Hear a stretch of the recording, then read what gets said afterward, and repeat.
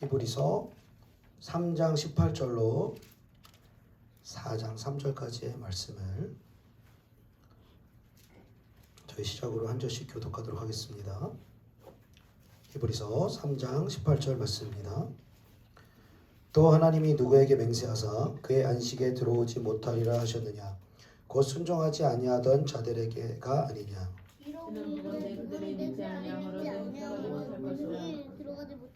그러므로 우리는 두려워할지니 그의 안식에 들어갈 약속이 남아있을지라도 너희 중에는 혹 이르지 못할 자가 있을까 함이라. 그들과 같이 우리의 소망을 하는 자에는 다른 바 그 말씀을 그들에게 육하는 것은 듣는 자가 믿은 것 밟으시지 아니하니라. 함께 이미 믿는 우리들은 저 안식에 들어가는도다. 그가 말씀하신 바와 같으니 내가 노하여 맹세한 바와 같이 그들이 내 안식에 들어오지 못하리라 하셨다 하였으나 세상을 창조할 때부터 그 일이 이루어졌느니라. 아멘. 기도하시겠습니다. 살아계신 주님, 이 시간 하나님의 말씀을 대언하는 귀하고 복된 시간 허락하여 주심에 진심으로 감사드립니다. 주님, 성령 하나님 오직 이 시간을 주장하여 주시고 다스려 주시고 기름 부으셔서 하나님의 입에서 나오는 말씀이 되게 하여 주시옵소서. 사람의 모든 준비를 내려놓습니다. 주님, 오직 성령 하나님 이 시간 말씀하여 주시고 사랑하는 주님의 자녀들, 주님의 백성들에게 영적인 하늘의 신령한 꼴이 먹여지고 입혀지는 시간 될 수 있도록 성령 하나님 이 시간을 주장하시고 말씀하여 주시옵소서. 그렇게 행하셔 주님께 감사드리오며 예수님의 이름으로 기도드리옵나이다. 아멘. 오늘은 두렵고 떨림으로 구원을 이루라. 두렵고 떨림으로 구원을 이루라 하는 제목으로 하나님의 말씀을 나누도록 하겠습니다. 우리가 이 모든 진리에 관한 이 메시지를 중심으로 계속해서 하나님의 말씀을 나누고 있습니다. 우리가 모든 진리를 알아가는 이 영적인 과정들을 거치지 않으면 성경은 거듭나지 않은 사람이 보거나 아니면 한 가지 진리에만 이 중심과 초점을 맞춰서 보는 사람들이 보면 성경은 굉장한 역설들을 담고 있는 책인 것을 우리가 잘 알 수가 있습니다. 한편으로는 부모를 공경하고 또 남편과 아내가 또 서로 또 존중하고 순종하고 사랑하라는 말씀이 있으면서도 또 한편으로는 하나님의 나라를 위해서 아내나 형제나 부모나 자녀를 버릴 것에 대해서 주님은 말씀하고 계시죠. 그리고 안식하며 쉬라고 하실 때도 있는가 하면 깨어서 기도하라고 하실 때도 있는 것입니다. 그리고 한 부분에서는 한 번 구원을 받으면 영원히 그 구원이 이루어지지 않는다라는 그러한 진리도 있고 또 그 구원이 취소될 수도 있다라는 듯한 그 의미를 담은 그러한 진리도 성경에는 있는 것입니다. 그래서 나한테 맞는 진리, 내 육의 또 경험이나 기질이나 또 내가 배워온 어떠한 그러한 교리에 맞는 진리만 우리가 먹게 되고 그것만 받아들이게 된다면 그것과 다른 경험을 한 다른 교인들, 다른 어떤 교리나 진리를 받아들인 그런 사람들을 우리가 판단할 수밖에 없다라는 것입니다. 바리새인처럼 내가 그 다른 사람들보다 다른 신자들보다 나은 영적 경험을 가지고 있고 나은 진리를 가지고 있다라고 때로는 교만해지며 때로는 다른 사람을 판단하기가 쉽게 된다는 것입니다. 그래서 우리는 진리를 할 때 모든 진리에 대한 마음을 열고 그 진리가 하나하나 나의 것이 되기를 사모해야 될 줄로 믿습니다. 오늘 본문 말씀 1절 말씀을 우리 같이 한번 읽어보겠습니다. 우리 히브리서 4장 1절 말씀을 있습니다. 시작. 그러므로 우리는 두려워할지니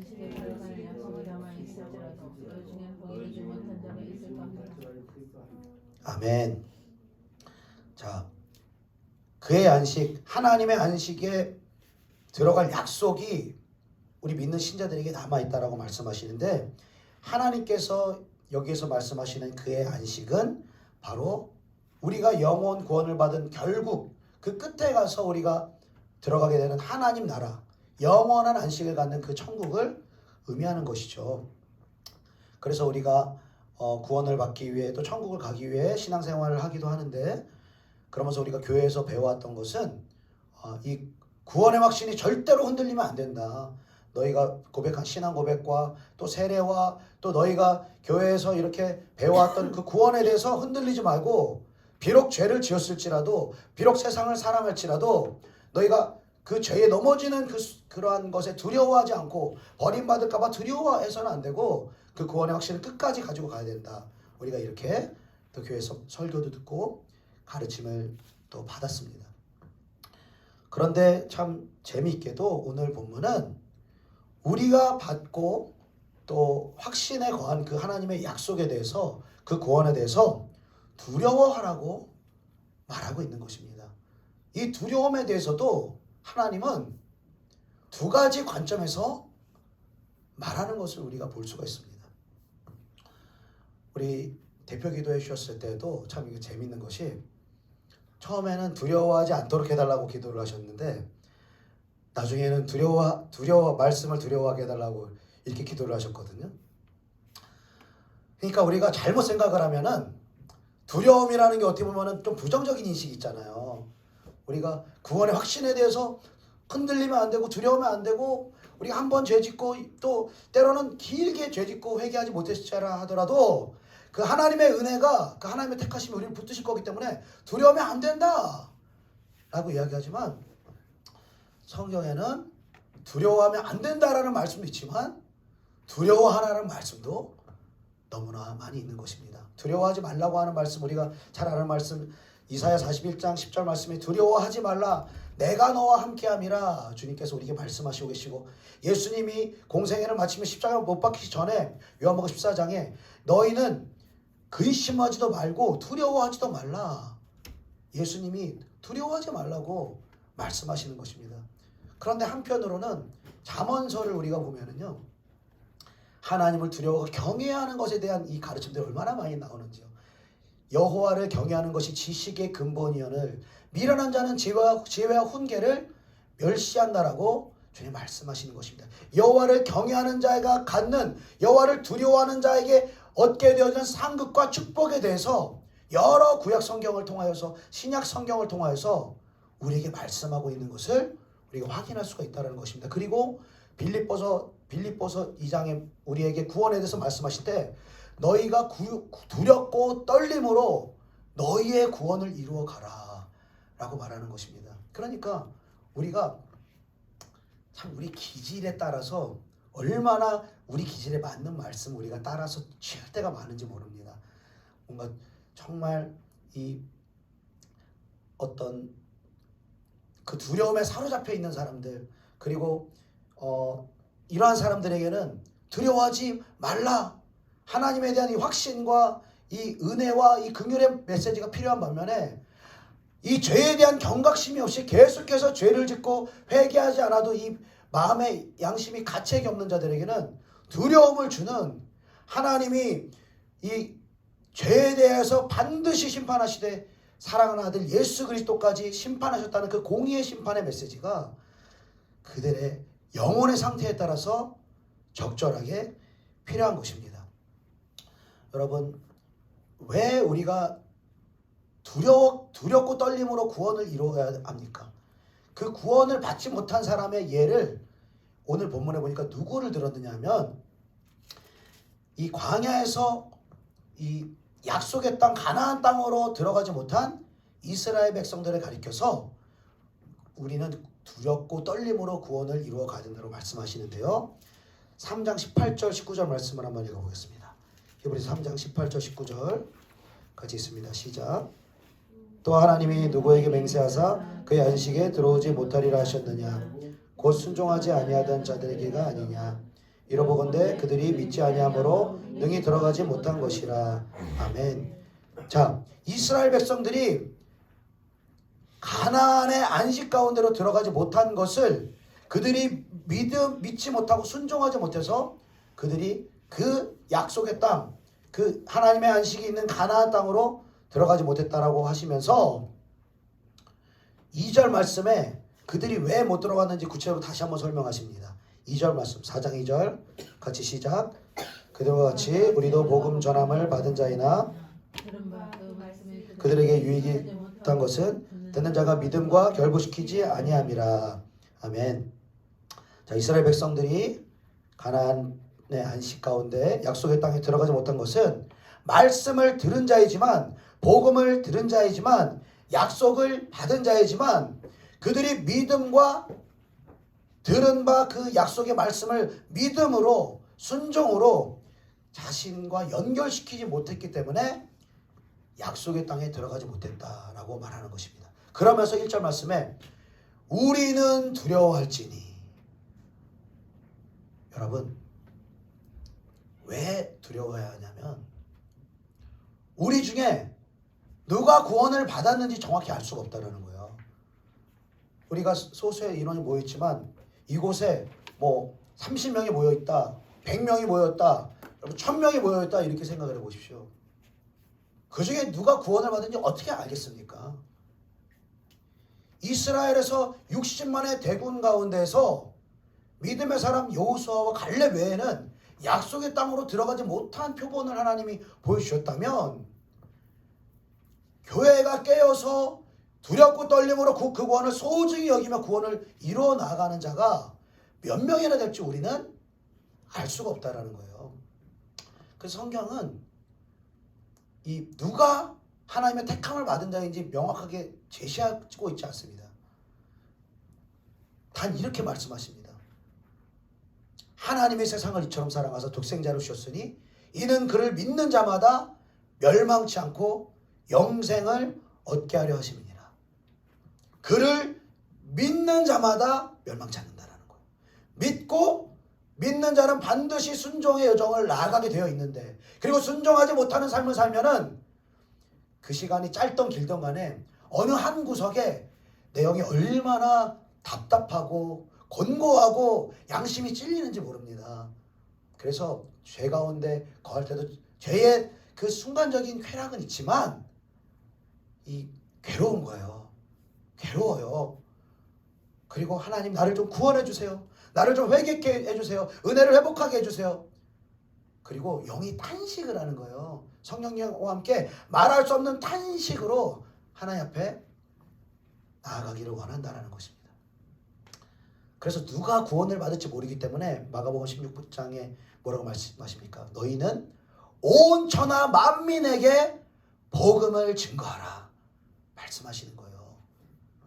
누가 구원받은지 다 결정되고 다 알았다면 복음을 왜 전합니까? 다 하나님이 다 하실 텐데, 다 택하신 자들 하나님이 알아서 다 구원하실 텐데 복음 증거 왜 합니까? 우리가 알지 못하기 때문에 복음을 증거하는 것입니다. 복음을 증거하는데 열심을 내어야 하는 것입니다. 그리고 정말로 예수 믿는 믿음 있고 순종의 여정을 걸어 나가는 사람은 그 영이 성장하면 성장할수록 복음 증거에 대한 갈망이 더욱 일어난다는 거예요. 주변에 잃어버린 영혼들에 대한 부담을 갖기 시작한다는 거예요. 하나님이 그 영혼들을 향한 눈물을 주시고 그 영혼들을 향한 긍휼을 주시고 그 영혼을 위해서 기도하고자 하는 마음, 전도하고자 하는 마음, 안타까워하는 마음을 우리에게 허락해 주신다는 것입니다.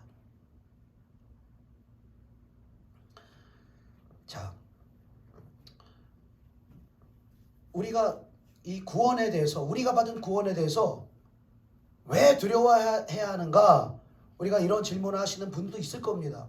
왜 확실히 구원을 받은 건데 하나님 십자가상에서 다 이루셨다고, 구원을 다 이루셨다고 말씀하셨는데 왜 두려워해야 되냐? 왜 두렵고 떨림으로 구원을 이루어가야 되느냐?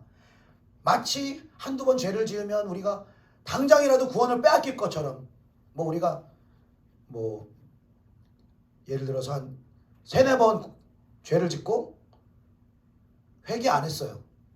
근데 뭐 사고가 나서 죽었어요. 그럼 그 영혼은 뭐 어떻게 되는? 그 영혼 어떻게 되는 거예요? 그럼 우리가 두려움으로 사로잡히면요, 우리가 한 번만 죄 짓고 회개 안 해도 막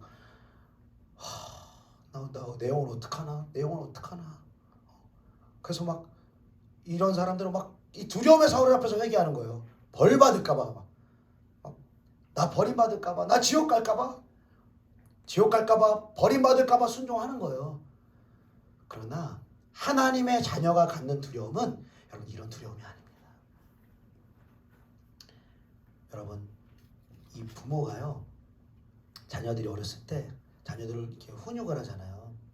근데 이제 어느 때가 이르러서도 이 아이가 이 나이 때에 갖춰야 될 이 도덕성이라든지 또 이타적인 그러한 사회성이 갖춰지지 않으면 뭐 거짓말을 계속한다라든지 때로는 뭐 작은 어떤 그 것을 뭐 훔친다든지 뭐 그런, 저희 어렸을 때는 그런 일들도 많이 있었어요. 요즘에는 뭐 그런 일들이 잘 없습니다만 저희 어렸을 때만 해도 뭐 귀했기 때문에 거짓말도 하고 또 막 그런 작은 그런 죄도 짓고 그랬어요. 근데 이제 부모님이 볼 때는 그게 이제 심각하잖아요. 아이들을 볼 때 저렇게 거짓말하면 안 되는데, 쟤 저렇게 막 오락실 다니면 안 되는데. 그러니까 경고를 주고 훈육하다 안 되면 어떻게 합니까? 매를 대야죠. 매를 대야죠. 그러니까 매를 대는 거예요. 자녀를 위해서. 자녀를 사랑하기 때문에 매를 댑니다. 옆집 자녀가 뭐 거짓말한다고, 옆집 자녀가 뭐 나쁜 데 다닌다고 여러분 매질합니까? 그렇지 않아요. 내 자녀를 사랑하기 때문에, 내 자녀가 잘 되기 위해서 매를 대는 거예요. 그 자녀는 매 맞고 막 엉엉 울면서 이제 몸이 아파서 오는데 부모 어떻습니까? 가슴이 아픈 거예요. 가슴이 아픈 거예요. 내 자녀가 이 매질로 인해서 고통당하는 모습을 보면서도 이 아이를 훈육해야 하는 그 사랑 때문에, 그리고 이 아이가 그 눈물을 흘리며 그 아파하는 모습을 바라보며 그걸 가슴으로 부모는 기억을 하는 것입니다. 그런데 때로는 육신의 부모는요, 사랑으로 훈육하는데 그 방법이 조금 엇나갈 때도 있는 거예요. 예를 들어서 사랑으로 훈육했다면, 바르게 그 길을 제시를 해줬다면 그 훈육과 책망과 매질 이후에는 따뜻하게 안아주는 것이 필요한 거예요. 따뜻하게 이 아이를 보듬어주고 이 아이가 두려움과 공포로부터 자유화할 수 있도록, 비록 자신의 잘못이나 이 죄로 인해서 책망받았지만 매질을 당했지만 끝나고 나서는 안아주는 거예요. 사랑을 말해주는 거예요. 네가 이런 잘못을 저질렀지만 여전히 나는 너를 사랑한다. 너는 여전히 나의 자녀다라는 확신과 안정감을 이 자녀들에게 심어줘야 하는 것이죠. 그런데 많은 부분 우리 부모들이 사실은 그 어떤 책망과 훈육과 이 매질 이후에 그 자녀를 따뜻하게 안아주는, 이 부모에 대한 부모의 그 사랑 때문에 매질했다는 그 확신과 안정감을 이 자녀들에게 때로는 주지를 못한 것이 바로 육신에 가진 우리의 또 다른 연약함의 모습이라는 것입니다. 여러분, 하나님도요, 때로는 우리를 책망하십니다. 때로는 말씀으로도 경고하시고 환경으로도 경고하세요. 징계하세요. 근데 거기서 돌이키지 않아요. 죄를 돌이키지 않고 생명의 좁은 길로 가는 것이 아니라 멸망으로 인도하는 그 심판의 길로 나아가는 그 길로 계속 하나님의 자녀가 나아가면, 경고하고 환경으로 말씀하셔도 안 되면 구체적인 책망과 매질이 시작되는 거예요. 그래서 히브리서 12장에는 자녀들, 친자에게는 징계를 다 하신다고 말씀하세요. 징계가 없으면 사생자요 친아들이 아니라고 말씀하시는 거예요. 그래서 그 징계를 하시는 이유는 우리의 영적 유익을 위해서, 그의 거룩하심에 참여하게 하기 위해서 징계를 하신다라고 주님 말씀하시는 것입니다. 그런데 많은 성도들이요, 하나님이 영적인 길로 인도하시기 위해서, 그 구원의 길로 인도하시기 위해서, 생명의 길로 인도하시기 위해서 하나님이 그 자녀들을 매질하는 그 아픔을 감당하면서도 매질하시는데, 이 많은 자녀들이 어떤 반응을 보이느냐 하면은 하나님을 원망하고 불평하는 것을 넘어서 그냥 그 매질 당하기 전 단계로 그냥 돌아가기를 원하는 거예요. 그냥 왜 내 환경이 이렇게 되었는가, 왜 내가 이렇게 힘들어졌는가, 왜 하나님이 이런 상황들을 허락하셨는가, 이것을 돌아보며 생명의 길로 나아가기를 위해서 회개하며 세상과 죄를 버리며 하나님께로 나아갈 이 생명의 길로 나아가지 않고 계속해서 넓은 길, 죄의 길, 세상의 길로 나아가면서 그냥 환경만 예전처럼 바뀌어지기를 바라는 수많은 성도들의 삶을 우리가 보게 되어진다는 것입니다. 여러분, 근데요, 우리가 하나님 우리를 정말 책망하시고 우리의 이 환경의 고통과 또 하나님이 우리에게 때로는 하나님이 마음 아프시면 매질을 하실 때 그 하나님의 뜻을 깨닫고요. 우리의 죄를 버리고 하나님을 두려워하며 죄를 버리고 회개하게 되잖아요, 여러분. 여러분 진짜 통회하며 성령이 하게 한 회개를 여러분 한번 해보세요. 하나님께 그 전에 혼났어요. 책망도 받고 매질도 당했어요. 두렵고 떨려고 하나님 바라봤어요. 그런데 하나님의 은혜로 회개의 영이 임하고 회개해보세요. 회개가 임해보세요. 그 마음의 심령 상태가 어때요? 계속 두려움이 남아있습니까? 두려움이 완전히 없어져요. 그리고 감사하게 되는 거예요. 하나님 나를 용서하셔서 감사드립니다. 심지어 돌이키지 않는 나에게 이러한 환난을 주시고 매질해 주셔서 감사합니다. 이 고백까지 나오는 거예요. 그러니까 죄에 대해서 하나님의 말씀에 대해서 하나님을 경외함으로 두렵고 떨림으로 바라보되 우리가 회개하고 나면 하나님이 안아주시는 거예요. 나는 너를 변함없이 사랑하는, 네가 그토록 수많은 죄를 짓고 나를 떠났다 할지라도 나에게 돌아와서 내 품에 안기면 탕자가 주님께 아버지께 돌아오듯이 잔치상을 베풀어 주는 거예요. 너는 나의 사랑하는 아들이다, 사랑하는 딸이다, 너는 나의 구원받은 하나님의 자녀다라고 우리에게 확신을 심어주는 거예요. 두려움 없는 확신 가운데 우리가 나아갈 수가 있다는 것입니다. 왜 많은 성도들이 이 구원에 대해서, 죄에 대해서 두렵고 떨림으로 하나님께 나아가지 않을까요? 우리가 히브리서 4장 2절 말씀 읽은 것처럼 그들이 약속은 다 들었어요. 복음의 말씀도 듣고 천국에 대한 이 소망에 대한 메시지, 약속을 받았어요. 그러나 그들이 믿음으로 그 말씀을 결부시키지 않았기 때문에, 믿음의 순종으로 그 말씀에 연합되어 있지 않았기 때문에, 삶의 믿음으로 그냥 어떤 형식적인 고백하는 믿음, 마음으로만 믿는 게 아니라 삶의 믿음으로, 삶의 걸음과 순종으로 그들이 그 말씀과 연결되어 있지 않았기 때문에 그들은 실제적으로는 구원받지 못한 사람처럼 사는 거예요. 천국을 소망하지도 않아요. 천국은 그냥 가는 거예요. 그냥 가는 거예요. 어떻게든 가는 거예요. 그리고 중심이 뭐예요? 이 땅인 거예요. 잘 먹고 잘 살고 성공하고 건강하고 평탄하고 내 자식, 내 손자 손녀 잘 되고. 그러니까 기도 제목이 보면은 제가 때로는 너무 안타까운 게, 어떤 모임에 갔는데 자녀들이 신앙생활을 안 해요. 그리고 주님을 떠나 있어요. 그리고 몰라요.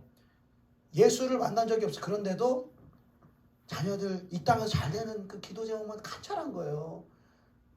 뭐 이렇게 이때 이렇게 되게 해주시고 이러한 소원 들어주시고, 물론 그런 기도 제목도 귀합니다. 그러나 정말로 그 부모가 자녀를 진실로 사랑한다면, 그리고 부모가 정말로 확실히 구원받은 하나님의 자녀라면 가장 1순위로 이 자녀들의 구원에 대해서 이 고민하고 고통하게 되어 있다는 거예요. 이 자녀들이 아무리 세상에서 잘 나가더라도, 성공했더라도, 다른 사람의 칭송을 받을지라도 지금 구원에서 멀어져 있다라면, 죄 가운데 세상 가운데 살아가고 있다라면 그의 1번 기도 제목은 주님 나의 자녀를 구원하여 주시옵소서, 나의 자녀가 회개하고 주님께 돌아오도록 하여 주시옵소서, 주님께 나아가게 되어 있는 것입니다. 누가복음 13장에 한 사람이 주님께 와서 이렇게 물어봅니다. 구원을 받는 자가 적으니까? 주님께서 말씀하시되 좁은 문으로 들어가기를 힘쓰라. 내가 너희에게 이르노니 들어가기를 구하여도 못하는 자가 많으니라 말하는 것입니다. 여러분 어떤 말인 것입니까? 이 말씀은요, 믿는 사람들이 다 버림받을 수 있다 이런 말씀이 아니라, 우리가 확신하고 있는 그 구원이 확정된 구원이 아닐 수가 있다는 거예요. 교회 안에 수많은 신자들이 다 구원받았습니다, 다 천국 갑니다, 천국은 따로 당상이고 이제 상금의 문제입니다, 이렇게 생각하는 많은 사람들 중에서 구원받지 못한 사람들도 많이 있을 수 있다는 거예요. 봉사 많이 하는 사람도, 헌신 많이 하는 사람도, 직분 받은 사람들도, 심지어는 목사들까지도 구원받지 않고 사역하고 하나님 일 할 수도 있다라는 것입니다. 그래서 사도 바울은 고린도후서 13장에 참된 구원의 확신을 어떻게 점검할 수 있는지 우리에게 가르쳐 줍니다. 고린도후서 13장 5절은 너희는 믿음 안에 있는가 너희 자신을 시험하고 너희 자신을 확증하라.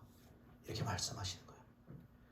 믿음 안에 있는가 너희 자신이 너희를 시험해야 된다. 믿음 안에 있는가 너희 자신이 너희 믿음을 확증해야 된다. 라고 말씀하는 것입니다. 어떻게 확증합니까? 믿음을 주는 이 하나님 말씀. 믿음은 들음에서 나며 들음은 그리스도의 말씀으로 말미암느니라. 이 하나님의 말씀을 가지고 너희 스스로 너희 믿음을 확증하라는 거예요. 정말로 너희가 구원받은 사람이면 성경에 나와 이런 삶을 살 것인데 그런 삶을 살지 못하면 회개하고자 하는 마음이 있을 것이고 회개에 대한 간절함이 있을 것이고 그리고 정말로 구원받은 사람은 영적으로 성장하는 가운데 영혼 구원에 대한 애타는 마음을 가지고 점점 가면 갈수록 이 땅을 소망으로 사는 것이 아니라 하늘의 소망을 두고 살아가는 삶을 살 것인데 그 믿음의 확신을 이 하나님의 말씀을 통해서 너희 스스로 확정해라. 그렇게 말씀하는 것입니다. 그러니까 교회 공동체가 물론 필요하되 목회자와 또 하나님의 사역자들이 필요하되 여러분 우리의 구원과 믿음은요 내가 확증해야 되는 거예요.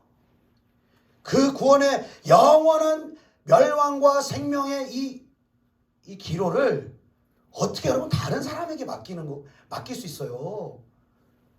아무나 사람이나 어떻게 따라갈 수 있어요? 그러니까 사도행전 17장에 베레아 사람들 여러분 자주 이야기하지 않습니까?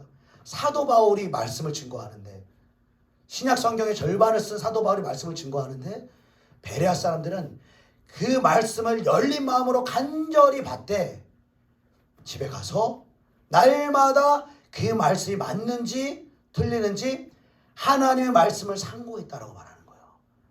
사랑하는 여러분, 죄종을 통해 선포된 하나님의 말씀을 여러분 간절한 마음으로 받으십시오. 열린 마음으로 받으십시오. 아멘이십니까? 그리고 거기서 끝나지 마십시오. 베레아 사람들처럼 저와 여러분이 그 말씀이 정말로 참된지 틀린지 사람의 생각이었는지 세상적인 방법으로 말했는지 내가 확인해야 되는 거예요. 처음에 확인이 안 됩니다. 왜냐하면 성경이 너무 양이 방대하기 때문에 여러 가지의 다양한 진리 담고 있기 때문에 방대해서 분별이 안 돼요. 그러나 사모하며 열린 마음을 가지고 계속해서 여러분 성경을 가운데로 나아가잖아요.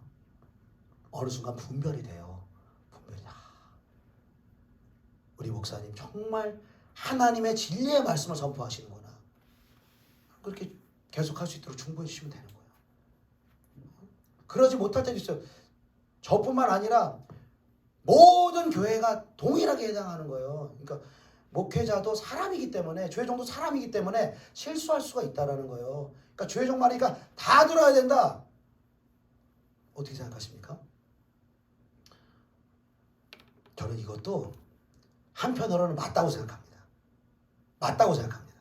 또 이상한 발언 같으시죠? 그러면 죄종 말을 사람이니까 다 듣지 말아야 된다? 그럼 어떻게 보십니까? 둘 다 맞을 수도 있고 틀릴 수도 있는 거예요.